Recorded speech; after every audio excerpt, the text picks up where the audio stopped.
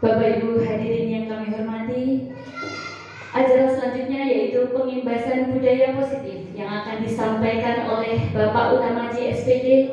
Waktu sepenuhnya kepada beliau disilakan.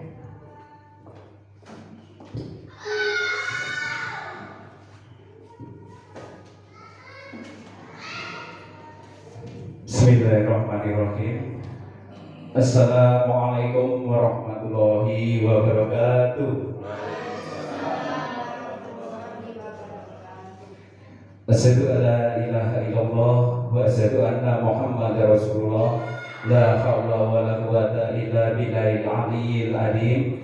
Yang saya hormati Bapak Pengawas SD Kecamatan Badekan, yang saya hormati Bapak Ibu guru, pendidik dan tenaga kependidikan SDN 2 Tanjung Gunung, yang saya hormati pula Bapak Ibu guru, calon guru penggerak angkatan 8 dan 9 SD Kecamatan Badekan. Pertama-tama marilah kita panjatkan puja dan puji syukur kehadirat Allah Subhanahu wa taala yang telah melimpahkan rahmat-Nya kepada kita semua sehingga kita diberi kesehatan untuk menjalankan aktivitas dengan tiada halangan suatu apapun. Shalawat serta salam kepada junjungan kita Nabi Agung Muhammad Sallallahu Alaihi Wasallam yang syafaatnya selalu kita nantikan di yaumil kiamah nanti. Allahumma amin. Pertama-tama saya ucapkan terima kasih yang sebesar-besarnya kepada Bapak Ibu yang telah meluangkan waktunya untuk hadir dalam sesi menyebarkan pemahaman dan pengalaman merawat budaya positif di SDN 2 Tanjung Gunung. Saya berdiri di sini bukan berarti saya itu pintar, Bapak Ibu. Saya berdiri di sini adalah tujuannya untuk pengimbasan ilmu budaya positif yang telah saya terima dalam program guru penggerak. Karena apa? Suatu ilmu itu jika tidak diibaskan itu seperti pohon yang tidak berbuah, jadi tidak ada manfaatnya. Seperti itu, Bapak Ibu. Oke, sekali lagi saya ucapkan terima kasih. Next, brother. Itu selamat datang Bapak Ibu guru hebat. Mari belajar bersama, berkolaborasi, saling mendukung dalam mewujudkan budaya positif di sekolah kita tercinta. Next, Pak. Sebelum kita memasuki budaya positif, kita akan coba membahas sekilas tentang tujuan pendidikan. Tujuan pendidikan menurut Ki Hadar Djwantara adalah menuntun segala kodrat yang ada pada anak agar mereka dapat mencapai keselamatan dan kebahagiaan yang setinggi-tingginya, baik sebagai manusia dan sebagai anggota masyarakat. Oleh sebab itu hanya dapat menuntun tubuh dan hidupnya kekuatan kodrat yang ada pada anak agar dapat memperbaiki lakunya, bukan dasarnya. Hidup dan tubuhnya kekuatan kodrat anak. Kembali, di sini ada istilah menuntun, Bapak Ibu. Dalam dunia pendidikan yang dimaksud menuntun itu apa maksudnya? Mungkin ada yang tahu. Menuntun anak berarti membimbing, mendidik. Itu adalah tugas kita sebagai guru. Next, Pak. Selanjutnya filosofi dan pemikiran Kahadi tentang pendidikan. Yang pertama adalah ing ngarsa sung tulodo, ing madya mangun karsa tut puri handayani. Ini adalah maksudnya jika kita berada di depan itu harus bisa menjadi contoh, di tengah harus bisa membangun semangat, dan tut puri handayani itu artinya harus bisa memberi dorongan atau motivasi kepada anak didik kita. Seperti itu. Bukan sebaliknya, di depan ora iso tidak bisa memberi contoh, di belakang malah jeripeti seperti itu. Jangan seperti itu kita sebagai seorang pendidik. Selanjutnya adalah pendidik seperti seorang petani atau tukang kebun. Ini dimaksudkan adalah anak-anak itu seperti benih yang baik atau yang benih yang buruk itu tergantung kita mengolahnya. Seperti itu. Walaupun benihnya itu jelek, tidak baik, jika kita mengolahnya dengan baik, insya Allah nanti akan juga tumbuh menjadi baik. Seperti itu. Begitu juga baiknya. Jika bibitnya itu baik, tapi kita tidak mengolah anak itu dengan baik, juga nantinya tidak menghasilkan sesuatu yang baik. Seperti itu. Selanjutnya,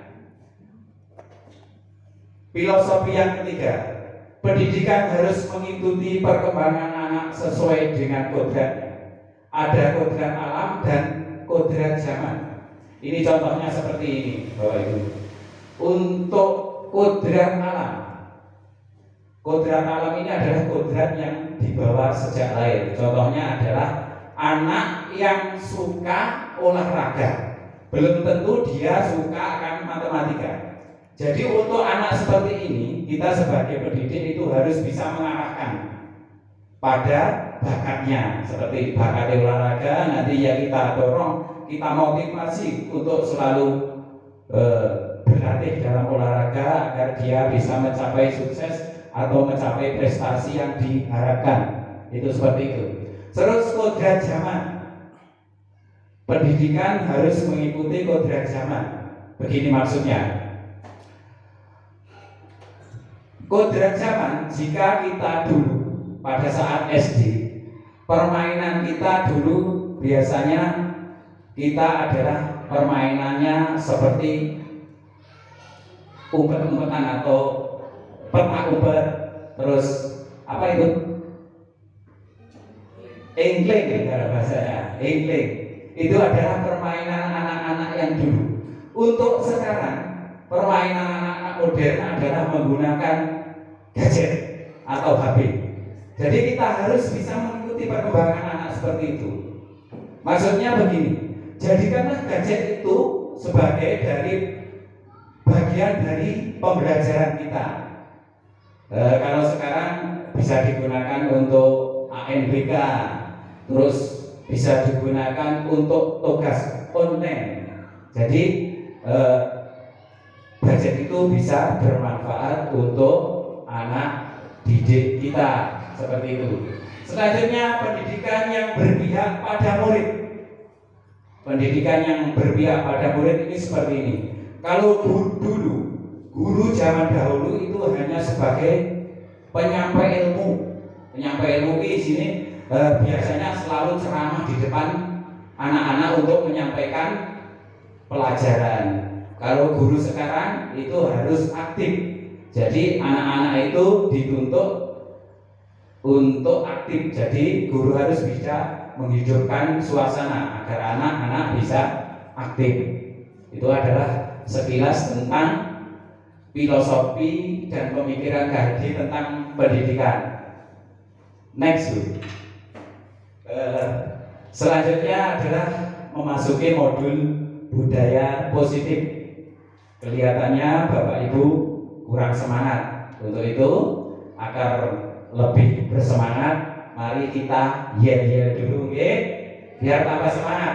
Yel-yelnya begini, coba. Ponorogo hebat, Ponorogo hebat, Jawa Timur luar biasa. Seperti itu, okay? Ayo, berdiri semuanya. Ayo.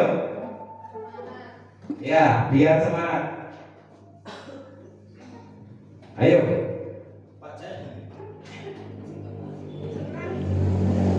Ponorogo hebat, Ponorogo hebat, Jawa Timur luar biasa. Terima kasih. Silakan duduk kembali. Selanjutnya kita masuk modul budaya positif. Next. Di sini ada beberapa teori terkait tentang budaya positif. Yang pertama adalah Dr. William Glasser. dalam kontor teori yang kemudian berkembang dan dinamakan choice theory, meluruskan beberapa miskonsepsi tentang makna kontrol. Ilusi guru mengontrol. Pada dasarnya kita tidak dapat memaksa murid untuk berbuat sesuatu jikalau murid tersebut memilih untuk tidak melakukannya. Itu adalah ilusi guru kontrol. Intinya kita tidak dapat memaksakan sesuatu hal kepada murid. Selanjutnya, ilusi bahwa semua penguatan positif efektif dan bermanfaat. Penguatan positif atau bujukan adalah bentuk-bentuk kontrol segala usaha untuk memengaruhi murid agar mengulangi satu perilaku tertentu adalah satu usaha untuk mengontrol murid tersebut. Ilusi bahwa kritik dan membuat orang merasa bersalah dapat menguatkan karakter. Menggunakan kritik dan rasa bersalah untuk mengontrol murid menuju pada identitas gagal. Mereka belajar untuk merasa buruk tentang diri mereka. Next book. Selanjutnya, perubahan paradigma teori stimulus respon ke teori kontrol. Coba yang ingin saya tanyakan, stimulus itu apa? Rangsangan. Kalau biasanya dalam diwujudkan dalam sekolah kota itu apa stimulus itu? Biasanya pemberian hadiah. Coba dalam kurikulum Merdeka atau Merdeka Belajar, pemberian hadiah itu sebenarnya tidak diperbolehkan. Nanti penjelasannya akan saya jelaskan. Stimulus dan respon. Stimulus respon.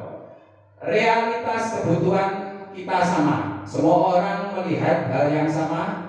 Kita mencoba mengubah orang agar berpandangan sama dengan kita. Perilaku buruk dilihat sebagai suatu kesalahan. Teori kontrol. Realitas kebutuhan kita berbeda.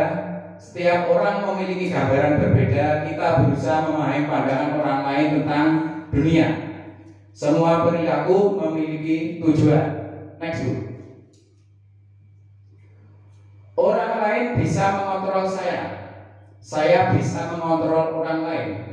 Pemaksaan ada pada saat bujukan gagal. Model berpikir menang kalah. Teori kontrol. Hanya Anda yang bisa mengontrol diri Anda. Anda tidak bisa mengontrol orang lain. Kolaborasi dan konsensus menciptakan pilihan-pilihan baru. Model berpikir menang dan menang. Sedangkan selanjutnya adalah pengertian disiplin. Menurut Ki Hajar Dewantoro, disiplin berarti bahwa orang harus mempertanggungjawabkan dirinya serta tertibnya laku diri, segala hak dan kewajibannya. Sebagai pendidik, tujuan kita adalah menciptakan anak-anak yang memiliki disiplin sehingga mereka bisa berperilaku dengan mengacu pada nilai-nilai kebajikan universal dan memiliki motivasi intrinsik, bukan ekstrinsik. Next. Disiplin positif adalah sebuah model disiplin yang difokuskan pada perilaku positif murid agar menjadi pribadi yang penuh hormat dan bertanggung jawab. Disiplin positif mengajarkan keterampilan sosial dan emosional dan keterampilan kehidupan yang penting dengan cara penuh hormat dan membesarkan hati tidak hanya bagi murid tetapi juga bagi orang dewasa. Kriteria utamanya yaitu disiplin positif, bersikap baik dan tegas di saat yang bersamaan, membantu murid merasa dihargai dan memiliki keterikatan antara dirinya dengan guru dan teman sekelasnya, memiliki komitmen untuk mempertimbangkan efektivitas dan dampak jangka panjang bagi proses belajar murid, membekali murid dengan keterampilan sosial dan mendukung pertumbuhan karakter yang baik, mengajak murid untuk menemukan dan menggunakan kekuatan diri mereka dengan cara yang membangun.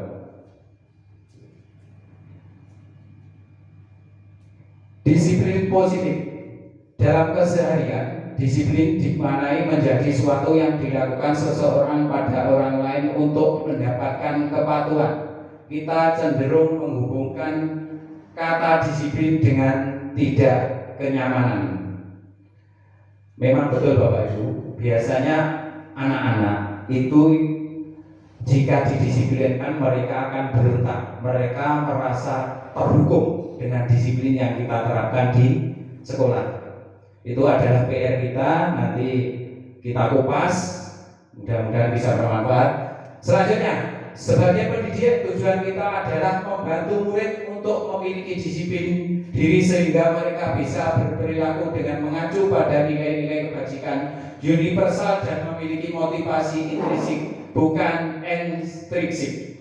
Disiplin positif merupakan salah satu cara penerapan disiplin yang bertujuan untuk menumbuhkan kesadaran serta memberdayakan anak-anak untuk melakukan sesuatu tanpa sogokan, ancaman maupun hukuman. Jadi kembali lagi. Jika anak-anak nanti sudah biasa melakukan disiplin positif, mereka hasilnya adalah menyadari bahwa disiplin itu adalah penting dan mereka melakukan sesuatu hal itu bukan karena paksaan atau hukuman, jadi atas kemauannya diri sendiri jika mereka itu sudah sadar tentang disiplin seperti itu. Next Bu.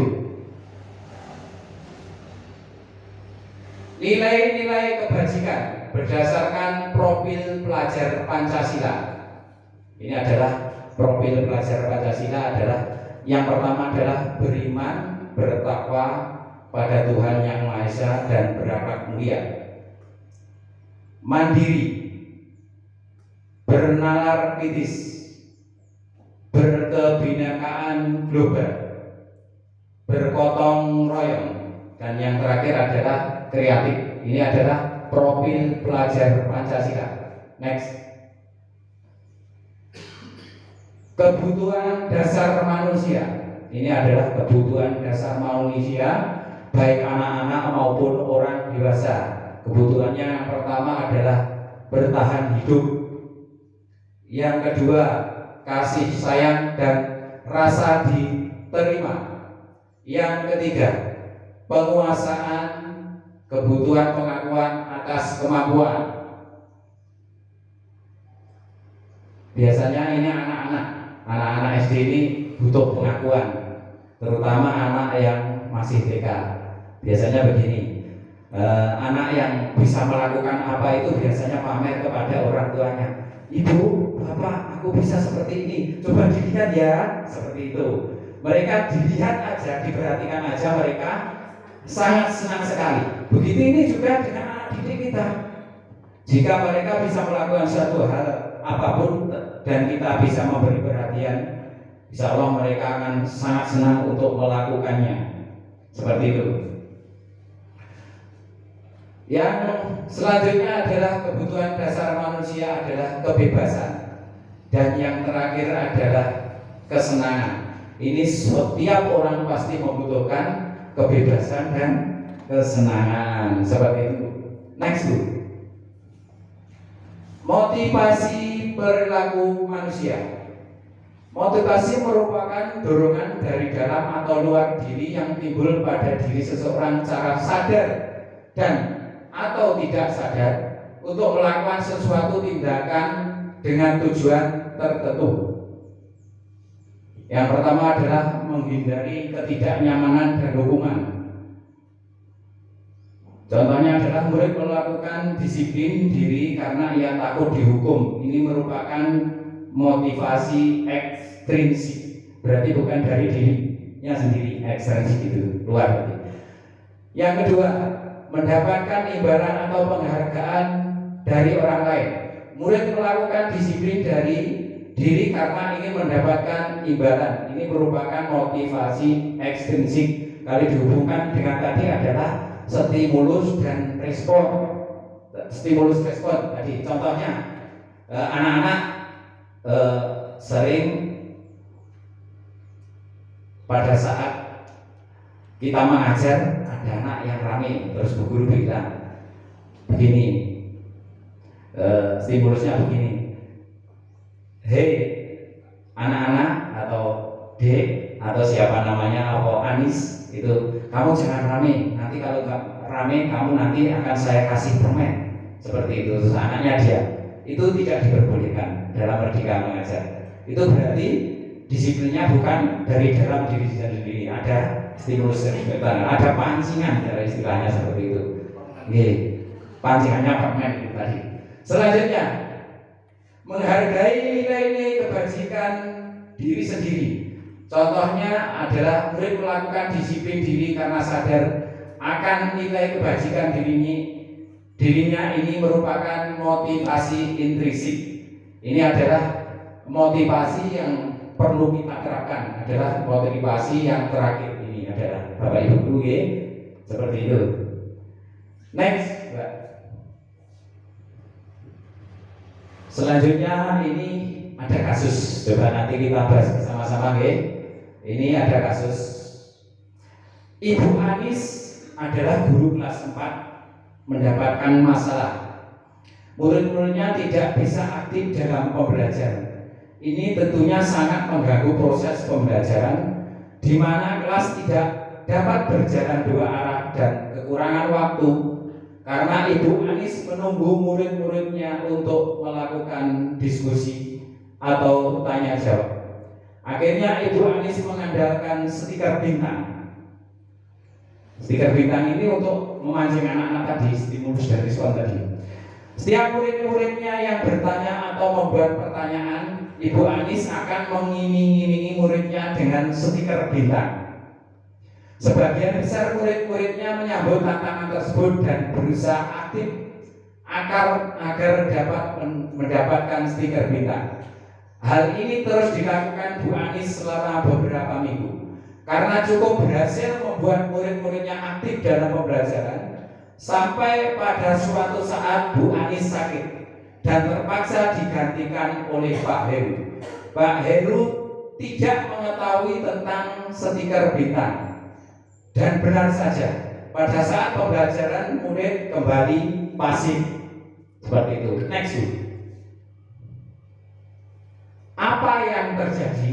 Mengapa demikian? Karena apa? Setelah diajar oleh Pak Heru, anak-anak tidak kembali aktif untuk bertanya atau membuat pertanyaan atau menjawab pertanyaan. Ini sebabnya apa, Bapak Ibu guru? Karena tidak ada stiker bintang tadi, seperti itu. Terus, adakah cara lain agar murid-murid kelas 4 tetap aktif meskipun gurunya bukan Bu Anis? Coba, adakah cara lain yang perlu kita gunakan agar murid-murid tadi kembali aktif walaupun tidak menggunakan pancingan stiker bintang tadi, seperti itu? Apa? Iya, kita adalah dengan menggunakan metode yang lain. Kalau tadi sudah di awal tadi sudah dibahas tentang kedisiplinan diri. Ya, jadi kita jalannya adalah memotivasi anak untuk menumbuhkan disiplin diri agar sadar bahwa kedisiplinan itu sangat penting bagi dirinya sendiri. Seperti itu, oke? Jawabannya. Next. Sekarang budaya positif yang selanjutnya adalah hukuman, konsekuensi, dan restitusi. Ini adalah berbeda-beda. Yang pertama, hukuman bersifat satu arah dari pihak guru yang memberikan dan muridnya hanya menerima. Contohnya apa? Hukuman. Contohnya begini. Pada saat kita mengajar terus ada anak yang terlambat. Kenapa kamu terlambat?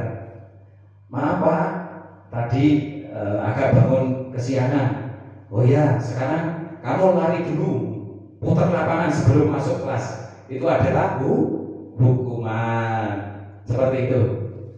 Terus konsekuensi adalah tindakan yang sudah terencana atau sudah disepakati, sudah dibahas dan disetujui oleh murid. Ini biasanya apa? Peraturan kelas, aturan yang kita buat bersama dengan anak-anak, seperti itu. Contohnya adalah jagalah kebersihan. Kalau ada yang membuang sampah sembarangan, berarti anak itu konsekuensinya harus membuang sampah di tempatnya. Seperti itu. Sekarang restitusi. Restitusi adalah proses menciptakan kondisi bagi murid untuk memperbaiki kesalahan mereka sehingga mereka bisa kembali pada kelompok mereka dengan karakter yang lebih kuat. Seperti ini. Untuk merdeka belajar ini sebaiknya adalah menggunakan restitusi. Nanti ada contohnya yang akan saya berikan di akhir modul. Selanjutnya, konsep disiplin dengan identitas gagal. Yang pertama, hukuman. Hukuman itu akan menyebabkan sakit atau tidak nyaman. Murid merasa takut, memaksa, murid menyembunyikan kesalahan, murid menjadi rendah diri. Itu adalah akibat dari hukuman. Penghargaan, stimulus tadi adalah tidak efektif, merusak hubungan sifat iri. Merusak hubungan sifat iri seperti ini. Contohnya seperti yang saya sampaikan tadi, bahwa di Merdeka Belajar itu tidak boleh memberi hadiah. Seperti itu, merusak. Itu akan menimbulkan iri dari teman-teman yang lain. Seperti itu. Terus mematikan kreativitas. Mematikan kreativitas ini maksudnya begini. Pada saat kita memberikan tugas kepada anak dan tugasnya itu dikasih hadiah, anak-anak itu akan malas. Alah, kok guru-gurunya hadiah ya, aras-arasan aku akan garap. Seperti itu. Contohnya, menghukum dengan sistem ranking. Rata-rata di sekolah itu kalau di kurikulum 13 atau KTSP kita menggunakan sistem ranking. Itu biasanya yang mendapatkan juara 1, 2, dan 3 di kelas, mereka akan dikasih hadiah. Seperti itu. Nanti akan kita kupas. Itu tidak diperbolehkan. Seperti itu. Selanjutnya, merampas hak menghargai diri sendiri. Itu adalah efek dari pemberian hadiah atau stimulus tadi. Next. Selanjutnya adalah konsep disiplin dengan identitas sukses. Konsekuensinya adalah penguatan jangka pendek. Perlu monitoring berkelanjutan, stimulus respon. Murid menghargai peraturan, yaitu peraturan kelas tadi, kehilangan waktu untuk merenungi kesalahan. Restitusi, murid bertanggung jawab atas perilakunya. Karena murid tadi dengan menggunakan restitusi sudah sadar, akhirnya murid bertanggung jawab atas perilakunya.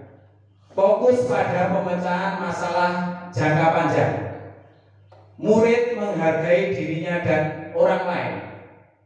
Teori kontrol, dirinya memegang kontrol.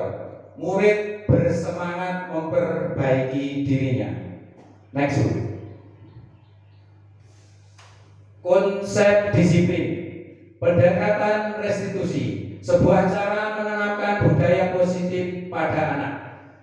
Restitusi adalah proses menciptakan kondisi bagi murid untuk memperbaiki kesalahan mereka, tanggung jawab sehingga mereka bisa kembali pada kelompok mereka dengan karakter yang lebih kuat.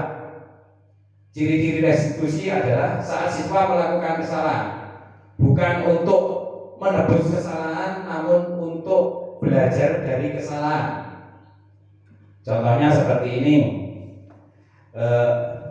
Pada saat ada kasus, contohnya kasus anak membuli temannya. pada saat pembelajaran. Anak itu kita panggil ke kantor. Menanyanya begini. Contohnya kalau kemarin saya praktekkan di sekolah. Kita siapa dulu? Kemarin yang dipanggil siapa? Raina. Dalam kasus Raina itu mengolok-olok temannya sampai menangis seperti itu. Akhirnya Raina kita panggil itu dalam restitusinya itu tidak boleh menghukum. Pertanyaan seperti ini. Raina, kamu tahu mengapa Pak Haji panggil ke kantor? Raina menjawab, tidak tahu Pak. Terus pertanyaan selanjutnya, apa yang kamu lakukan tadi Raina pada Fitri, Pak Fitri? Saya tidak melakukan apa-apa Pak. Lah mengapa Fitri sampai menangis? Oh iya Pak, tadi saya mengolok-oloknya seperti itu. Terus Pak Haji bertanya lagi, ya kamu itu adalah sesuatu hal yang wajar, tapi kamu tidak boleh melakukannya lagi. Terus apa yang akan kamu lakukan pada Fitri Raina? Raina menjawab, saya akan meminta maaf Pak dan tidak akan mengulanginya kembali. Itu adalah bentuk restitusi. Jadi bukan hukuman. Orang kok kari koncone langsung dihukum. Oh, kamu harus nyapu lapangan atau membersihkan lantai sampai bersih. Padahal kamu tadi sudah membuli temanmu. Tidak seperti itu. Itu tidak diperbolehkan dalam Merdeka Belajar. Seperti itu, ya. Jadi restitusi itu seperti itu contohnya. Memperbaiki hubungan. Terus adalah tawaran bukan paksaan. Menuntun untuk melihat ke dalam diri, mencari kebutuhan dasar yang mendasari tindakan, fokus pada solusi perbaikan diri. Seperti itu. Next, Bu. Perbedaan kasus siswa tidak mengerjakan tugas. Kalau hukuman, guru memerintahkan siswa hormat bendera selama 10 menit. Guru marah dan murid takut, itu akibat hukuman. Konsekuensi, murid diperintah mengerjakan tugas saat jam istirahat. Murid diperintah mengerjakan tugas sebanyak 3 kali lipat. Seperti ini, jika ada murid tidak mengerjakan PR, ini disuruh mengerjakan PR-nya sampai beberapa lembar diulang-ulang. Itu tidak diperbolehkan ya Bapak Ibu Guru. Terus guru tegas dan murid menghargai peraturan. Dengan restitusi, guru menanyakan keyakinan kelas. Keyakinan kelas tadi adalah sesuatu hal yang disepakati dan membantu siswa menemukan permasalahannya. Guru terbuka dan siswa terjaga harga dirinya. Jadi tidak mendapatkan hukuman dan anak tidak malu, tidak merasa rendah diri. Seperti itu. Next. 5 posisi kontrol. 5 posisi kontrol restitusi. Yang pertama adalah penghukum. Ini adalah biasa digunakan dalam metode pembelajaran yang lalu atau yang lama. Seperti yang tadi adalah penghukum. Setiap anak yang salah dihukum. Pembuat rasa bersalah. Terus teman. Terus pemantau, yang terakhir adalah manajer. Next. Ini pengertiannya. Penghukum. Selalu saja, contohnya kata-katanya seperti ini. Selalu saja kamu patuhi peraturan sekolah. Kamu berdiri di depan barisan. Ini penghukum. Pembuat rasa bersalah. Berapa kali Bu Guru sudah memberitahu kamu? Bu Guru kecewa sama kamu. Coba ingat bagaimana orang tuamu memperjuangkan kamu agar sekolah di sini. Terus sebagai teman, ayolah yang tertib buat Bu Guru bangga kali ini. Tidak apa-apa, kamu salah. Ini adalah posisi kita sebagai teman. Selanjutnya, pemantau. Peraturannya apa? Apa yang telah kamu lakukan? Konsekuensinya apa? Terus restitusi yang kontrol terakhir adalah manajer. Apakah kamu tahu kesalahanmu? Lalu apa yang menyebabkan kamu melakukan itu? Bagaimana kamu akan memperbaikinya? Coba untuk Bapak Ibu, ini jujur mawon. Biasanya yang diterapkan dalam pembelajaran di kelas niku dari 5 restitusi kontrol niku apa aja? Coba ada penghukum, pembuat rasa bersalah, ada sebagai posisi kita sebagai teman pada saat kita sebagai pendidik itu menganggap anak-anak itu seperti teman, seperti itu. Mereka memang dekat dengan kita jika posisinya teman. Terus ada pemantau, ada manajer. Apa yang biasa digunakan Bapak Ibu dalam pembelajaran di kelas? Apa sebagai penghukum atau sebagai pembuat rasa bersalah atau teman atau pemantau atau manajer? Apa biasanya? Nah, kalau diketak itu bagian dari hukuman. Ya. Nawam. Kalau untuk guru-guru yang lama, guru-guru kawakan kalau istilahnya, biasanya menggunakan metode penghukum, Pak. Didik dihukum. Kalau ngadeg dijejer ini ngarep kelas. Ya, kalau untuk insya Allah untuk teman-teman kita ini adalah guru-guru modern, guru-guru zaman milenial.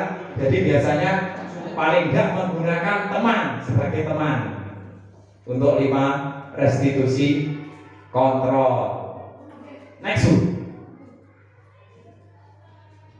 Sekarang kita lanjutkan keyakinan kelas.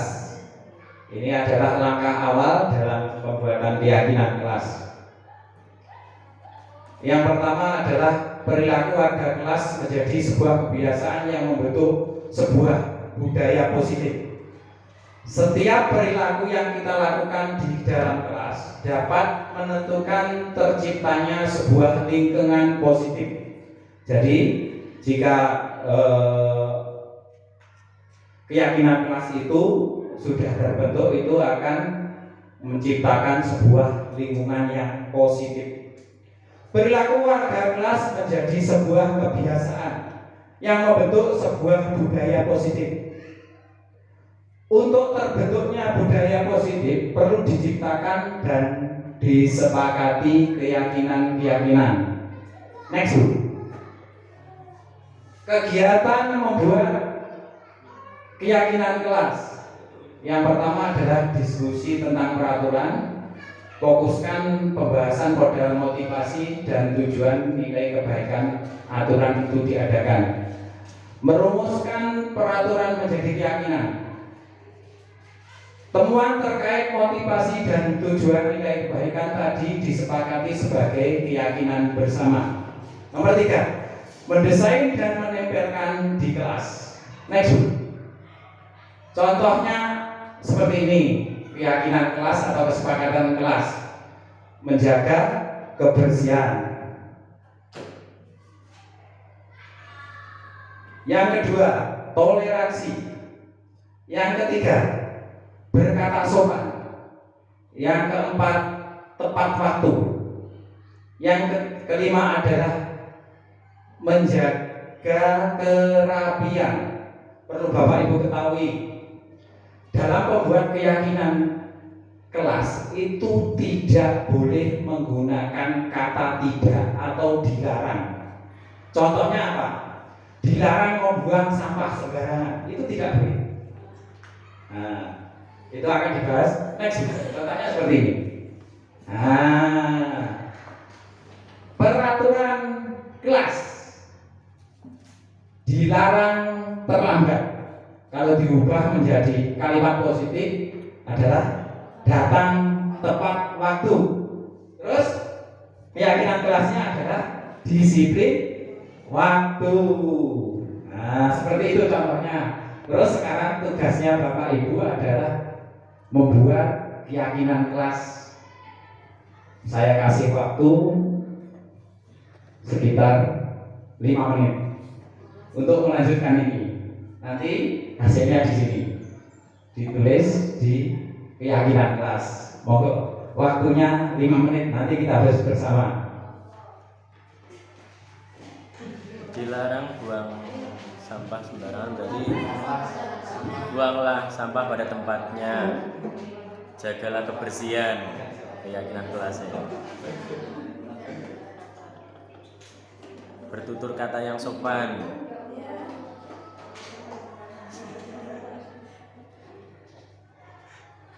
Itu ada 4 soal. Ada 4 soal. Coba diekrangi, dikerjakan waktunya 5 menit.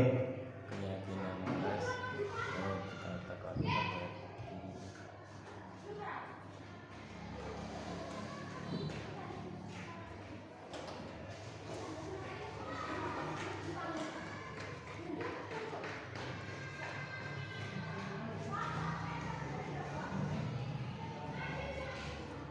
Itu boleh diketikkan. Terus nanti 4 dengan lagi.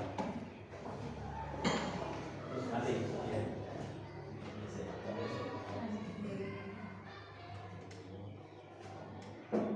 Ya, itu bisa diketik nanti. Dijadikan.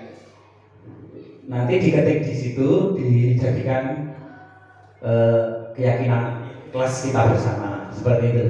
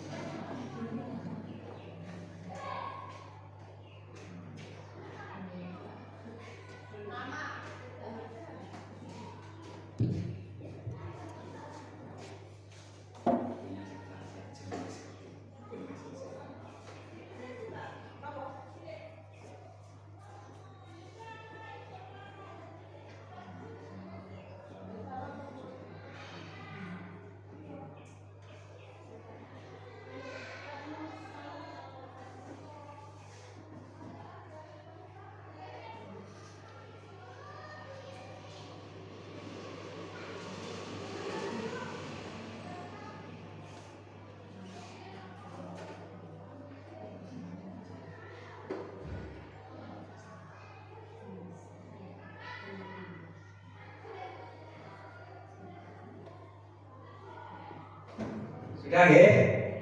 Ayo coba. Untuk yang nomor 1, dilarang buang sampah sembarangan. Itu kalau diubah menjadi kalimat positif gimana? Buanglah sampah pada tempatnya. Ya, buanglah sampah pada tempatnya. Seperti itu.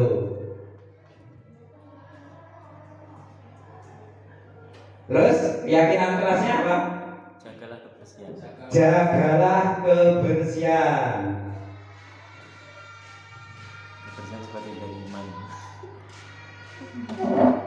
Terus untuk peraturan kelas, tidak berkata kotor. Kalau diubah dengan kalimat positif apa? Bertutur kata yang sopan. Ya, bertutur kata yang sopan. Terus keyakinan kelasnya? Sopan santun. Sopan santun. Seperti itu. Wih, ini ada murid yang pintar ini. Karena apa? Penerapan keyakinan kelas ini kita membuatnya dengan murid, bukan dengan bapak ibu guru. Jadi ini muridnya pintar-pintar. Terus selanjutnya, dilarang bullying. Apa? Sayangi teman. Sayangi teman. Ya, sayangi teman. Saling menghormati. Benar. Ya, ini budak masih di sini bu. Ini belum. Oma bu. Sayangi teman boleh. Saling menghormati. Toleransi. Terus untuk keyakinan kelasnya toleransi. Seperti itu.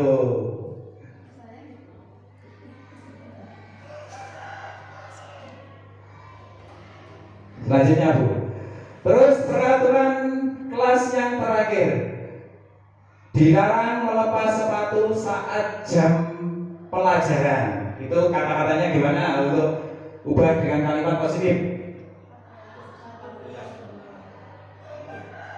Ya, pakailah sepatu saat jam pelajaran. Seperti itu. Pakailah sepatu pada saat jam pelajaran. Terus keyakinan kelasnya apa? Menjaga kerapian. Luar biasa. Muridnya luar biasa ini, teman. Begitulah Bapak Ibu cara tahapan-tahapan dalam membuat keyakinan kelas nanti bisa diterapkan di sekolah kita masing-masing atau di kelas kita masing-masing. Seperti itu. Nanti pembuatannya adalah bersama anak didik kita. Next.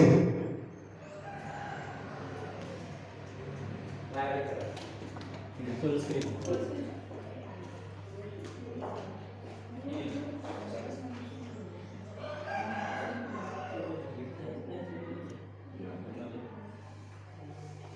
Ini adalah selanjutnya ini adalah segitiga restitusi. Ini adalah segitiga restitusi ini adalah begini. Validasi tindakan yang salah, menstabilkan identitas, menanyakan keyakinan.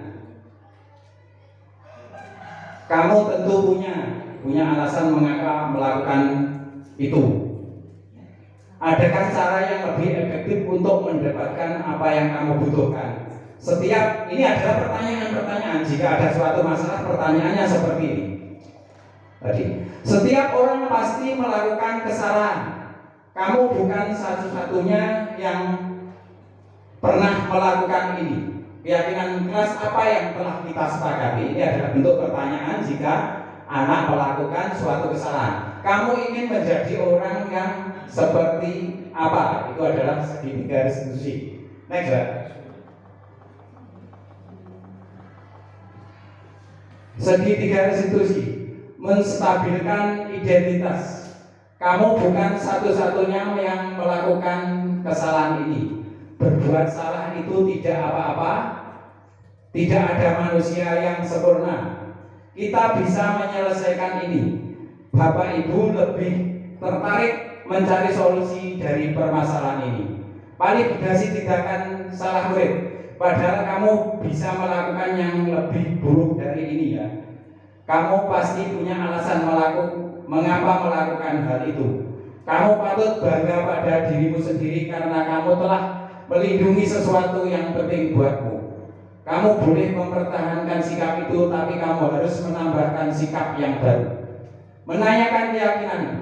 Apa yang kita percaya sebagai kelas atau keluarga? Apa nilai umum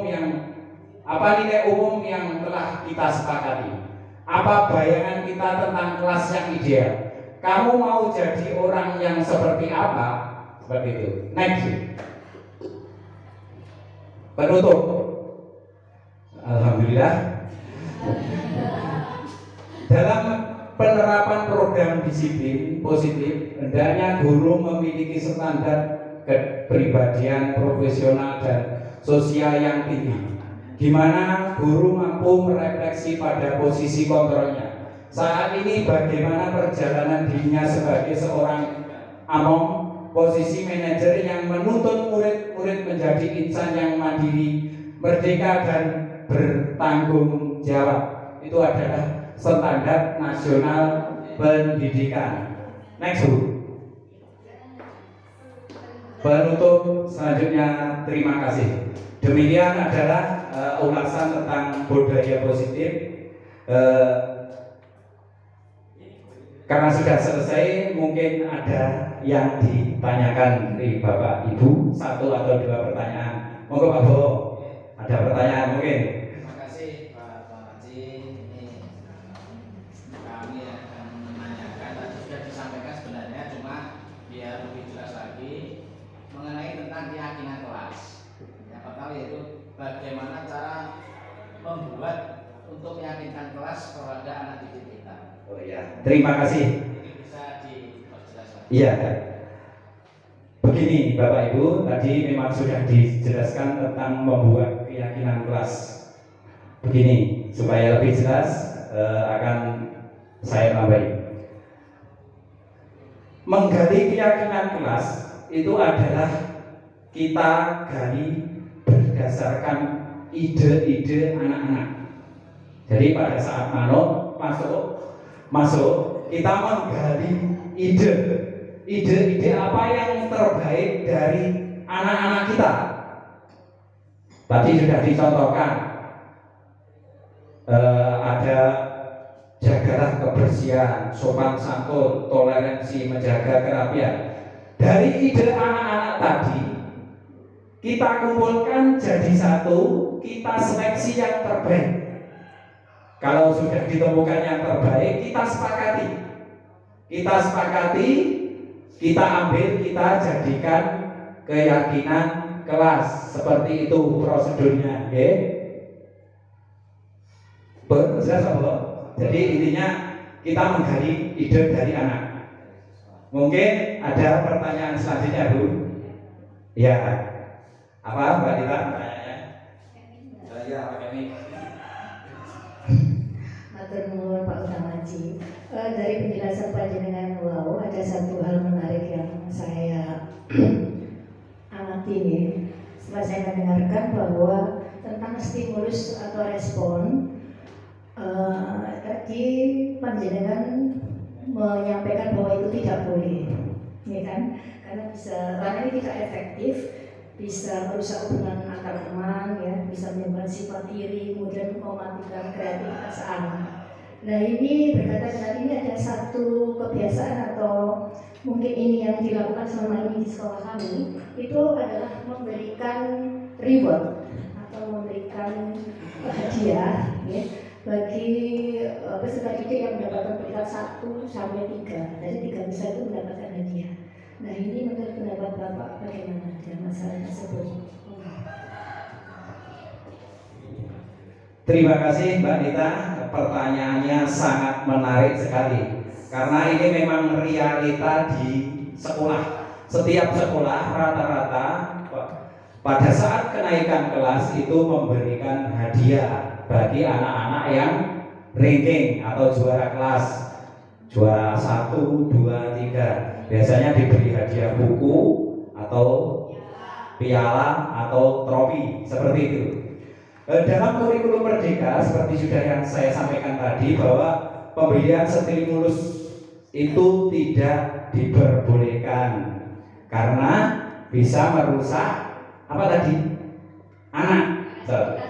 Iya, kreativitas anak, bisa menimbulkan iri anak yang lain, seperti itu. Oke, itu memang tidak diperbolehkan, tapi ini sudah biasa dilaksanakan di sekolah, seperti itu.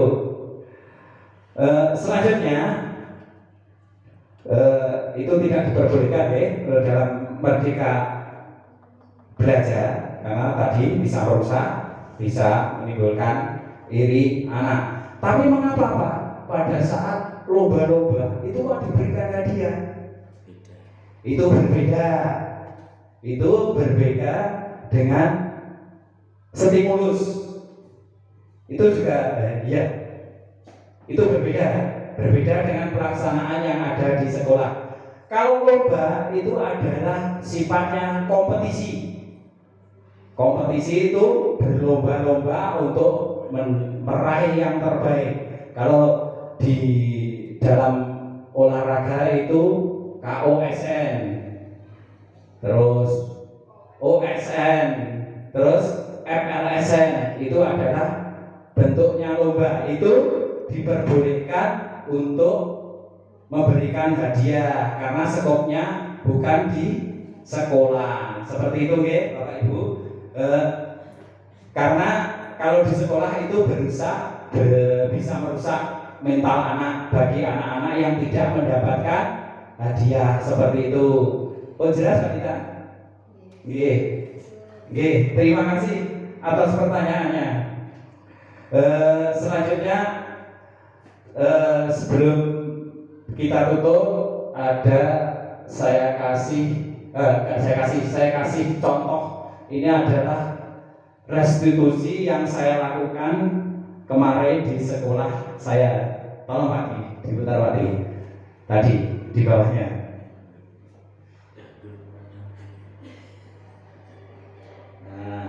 Ini adalah aksi nyata dalam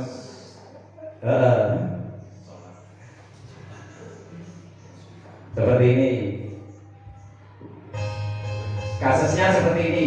Hari ini merupakan hari pengumpulan tugas mata pelajaran Penjaskes bagi siswa kelas 5. Di saat teman-temannya mengumpulkan tugas, Rizky hanya terdiam diri duduk di bangku. Setelah saya cek tugas siswa, ternyata hanya Rizky yang tidak mengumpulkan tugas. Tiba waktu istirahat, saya memanggil Rizky untuk ke kantor. Saya meminta Rizky duduk di bangku yang telah saya siapkan. Saya memulai pertanyaan kepada Rizky. Rizky, kenapa kamu hari ini tidak mengumpulkan tugas? Rizky menjawab bahwa lupa mengerjakan tugas tersebut. Ya, tidak apa-apa, hal ini wajar. Bapak juga pernah mengalami lupa seperti itu. Pasti ada alasannya. Kenapa kamu sampai lupa mengerjakan tugas? Rizky mulai terbuka dan memberikan penjelasan kenapa lupa tidak mengerjakan tugas saat menulis tugas, dan dia menulis di buku.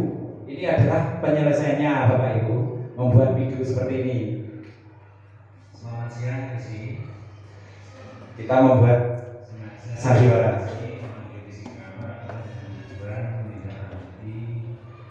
Kejadian di kelas saya tadi terkait Rizky tidak mengerjakan tugas Penjaskes. Kenapa kamu hari ini tidak mengumpulkan tugas Rizky?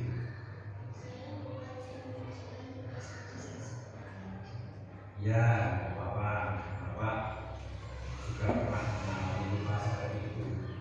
Ada alasan kenapa kamu tidak mengumpulkan tugas atau mengerjakan tugas Rizky?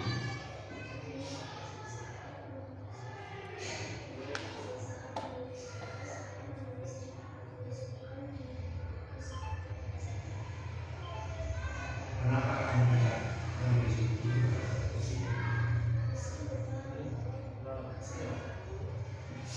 Kamu tahu bahwa kamu sudah melanggar kesepakatan kelas tentang disiplin.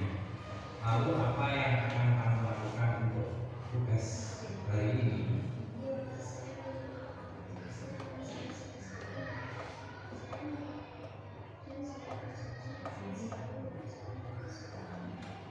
Ya, Rizky. Terima kasih. Jangan sampai dibutuhkan lagi. Ini adalah penyelesaian kasus 1. Jadi tidak ada istilah kata-kata kasar atau menghukum anak karena anak tidak mengerjakan tugas seperti itu. Maaf, suaranya kurang kedengaran, suaranya sih. Terus ini segitiga diskusi kasus 1 tadi. Stabilkan di atas. Ya, tidak apa-apa, hal ini wajar. Bapak juga pernah mengalami lupa seperti itu. Validasi tidak akan salah. Yang salah adalah berikut. Ini ada kasus 2.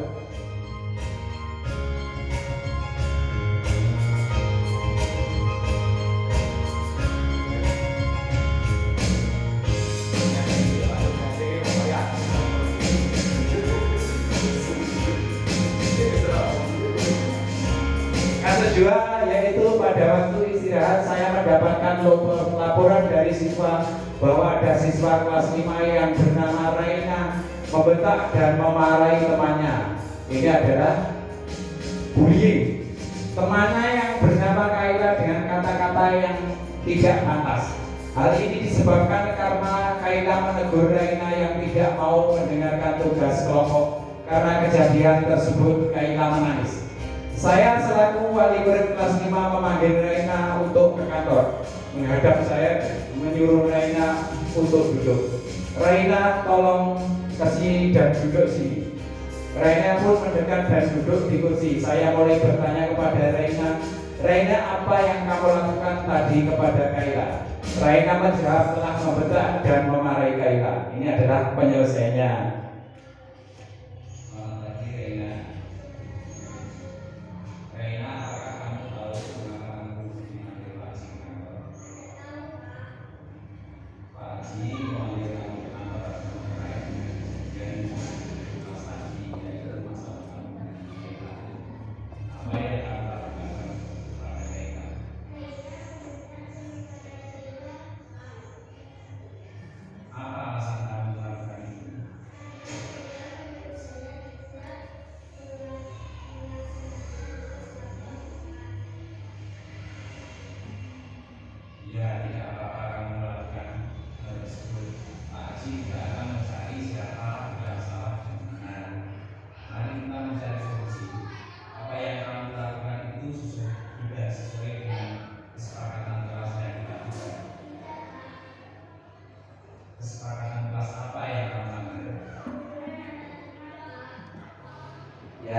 Ini Raina melanggar kerukunan antar teman, kesepakatan kelas yang disepakati.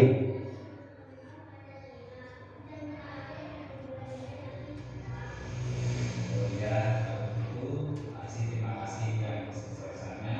Jangan sampai diulangi kembali. Sekarang kamu mesti kembali ke kelas.